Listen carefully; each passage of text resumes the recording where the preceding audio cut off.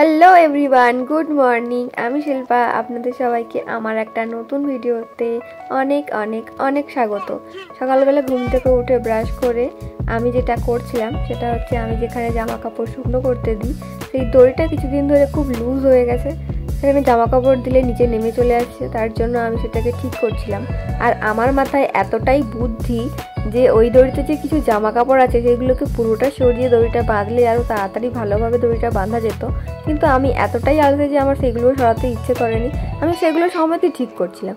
তারপর মাথায় মাথায় ভাবলাম যে আমি যদি দড়িটা সরিয়ে ঠিক করি তাহলে তো হালকা অবস্থা দড়িটা বাঁধা হবে, তারপরে আবার যখন আমি জামা কাপড় ঝোলাবো তখন তো দড়িটা হয়তো ভার নাও নিতে পারে। নিজেকে এইভাবেই বুঝে যাওয়া করে দড়িটাকে ঠিক করে নিয়েছি। তারপরে আজ যেহেতু সোমবার ছিল, তার জন্য আমি সোমবার দিন ঘর একটু পরিষ্কার করি, কারণ আমি পুজো দিই সোমবার দিন। তো ভাবলাম সামনের এই জায়গাটা ভালো করে ঝাড় দিয়ে ভালো করে জল দিয়ে ধুয়ে নেব, তারপরে রুমটাও পরিষ্কার করে নেব। আগে এটা করছি কারণ এই জায়গাটা আমার পরিষ্কার থাকলে আমার ভীষণ ভালো লাগে, তার জন্য এই জায়গাটাকে আগে ঝাড় দিয়ে ঠিক করে নিচ্ছিলাম। আমি যতক্ষণ ঝাড় দিচ্ছি, বাইরেটা পরিষ্কার করছি, ততক্ষণ আপনারা যারা আমার চ্যানেলে নতুন আছেন, যারা এখনও পর্যন্ত আমার চ্যানেলটা সাবস্ক্রাইব করেননি, অবশ্যই একটু সাবস্ক্রাইব করে দেবেন আর একটা লাইক অ্যান্ড কমেন্ট অবশ্যই করে জানাবেন আমার ভিডিও বা আমাকে আপনাদের কেমন লাগে।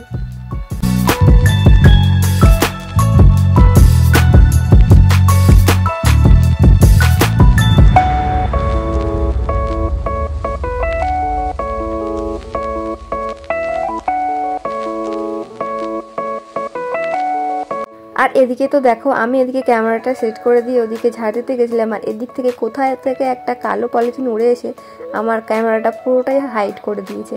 আমি যতক্ষণে এদিকে ঝাড় দিয়ে এসে বুঝতে পারলাম ততক্ষণে আমার তো ঝাড় দেওয়াও হয়ে গেছে। আর আমি কোনো রকম ফেক শ্যুট করতে চাই না, তার জন্য আমি এটাই দিয়েছি। দেখো এসে কীভাবে আমি ঝাড়া দিয়ে পলিথিনটাকে সরাই, ঠিক এভাবেই অনেক আবর্জনা সরিয়ে ফেলতে হয় কিন্তু জীবন থেকে।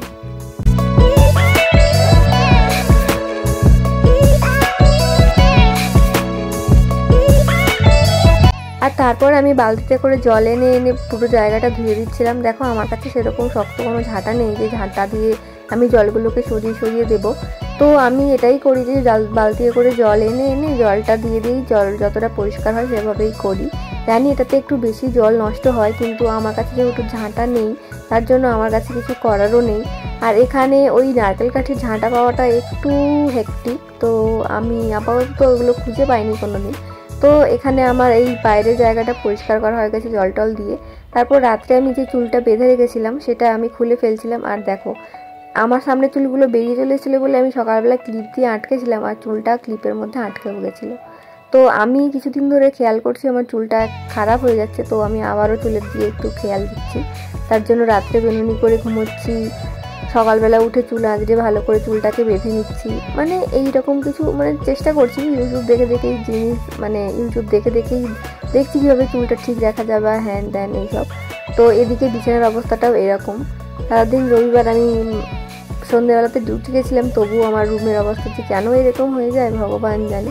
কারণ আমি ডিউটি যাওয়ার সময় ভাবি না যে আমি কোথায় কী করে যাচ্ছি, এসে দেখি যে এই আমার রুমের অবস্থা এই করে রেখেছি আমি। তো তারপরে আমি বিছানাটাকে চেঞ্জ করে বিছানাটাকে গুছিয়ে তবে বেডশিটটাকেও আমি আজকে ডুবিয়ে দেবো। আর আজকে হয়েছে আমার সাথে একটা কাণ্ড। আমি ভেবেছি আমি আজকে বেডশিটটা ডুবিয়ে দিই, তাহলে বেডশিটটা কাচাও হয়ে যাবে আর সারা সপ্তাহের মতো বেডশিটটাও পরিষ্কার হয়ে যাবে। কিন্তু সমস্যা হচ্ছে, আমি যখন বেডশিটটা জলে ডুবাতে গেছি তখন দেখি আমার বাড়িতে সার্ফ নেই। সার্ফটা যে কবেই শেষ হয়ে গেছে আমি এটা খেয়ালও করিনি। আর এটা এখন যেটা আমি বেডশিট হিসেবে বিছানার মধ্যে পাতলাম, এটা কিন্তু আসলেই কোনো বেডশিট নয়, এটা একটা ব্ল্যাঙ্কেটের কভার। এটা এত নরম, এত সফট, এটা গায়ে দিয়ে ঘুমাতে যেমন আরাম লাগে তেমন এটা যদি বিছানায় পেতেও শুনে এত আরামে ঘুম হয় যে তোমাদেরকে কি বলবো। আর আমার এই জায়গাটাতে যেখানে আমার সমস্ত র্যান্ডাম জিনিসপত্র থাকে, তার সঙ্গে কিছু ডেলি এসেন্সিয়ালও থাকে, সেটাকে আমি গুছিয়ে নিচ্ছিলাম। কিন্তু তারপর তো আমি স্নান করে এসে স্কিন কেয়ার করে চুল টুল বেঁধে একেবারে রেডি হয়ে গেছিলাম, কারণ আমার আজকে ডিউটি আছে সকালবেলা ওই 12:30 থেকে 8:30 মতো যেরকম থাকে এখন। তো যেহেতু সোমবার, তার জন্য একেবারে আমি রেডি হয়ে ঠাকুরের কাছে ধূপ দিয়ে পুজো সেরে তারপরে রান্না করব। রান্না বলতে কিছুই নয়, একটু ভাত করব হয়তো। আর এই তো এখানে আমার পুজো দেওয়াটাও কমপ্লিট হয়ে গেছে। এরবারে আমি একটু ভাত বানিয়ে নেব, যেটা আমি আমার লাঞ্চে নিয়ে যাব ব্যাগে করে। আমার না লাঞ্চে করে ভাত নিয়ে যেতে ভালো লাগে না, কিন্তু কি করা যায়, অগত্যা আমাকে নিয়ে যেতেই হবে, না তো 8 ঘন্টা 9 ঘন্টা না খেয়ে থাকা মানে এটা আরোই খারাপ আমার শরীরের জন্য। তারপরে সকালবেলা কি খাবো ভেবে না পেয়ে ভাবলাম একটু চানাচুর মুড়ি খেয়েই নিই বলে একটু বেশি করে চানাচুর মুড়ি খেয়ে নিয়েছিলাম, যাতে করে আমাকে এখনই কিছু খেয়ে যেতে না হয়। তো আমি তখন চানাচুর মুড়িটা খাই, তোমরা তখন ভিডিওটা এনজয় করো।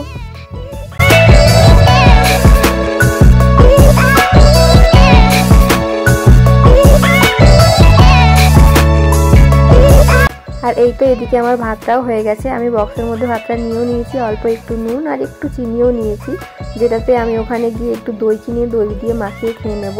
মোস্ট অফ দ্য ডে আমি এটাই করি, কারণ আমার ভাত তরকারি সব নিয়ে যেতে সত্যিই ভালো লাগে না। তাই যদি আমি ভাত নিয়ে যাই তাহলে তরকারি নিয়ে যাই, আর যদি তরকারি নিয়ে যাই তাহলে আমি ওখান থেকে কোনো রুটি বা কিছু কিনে নিই।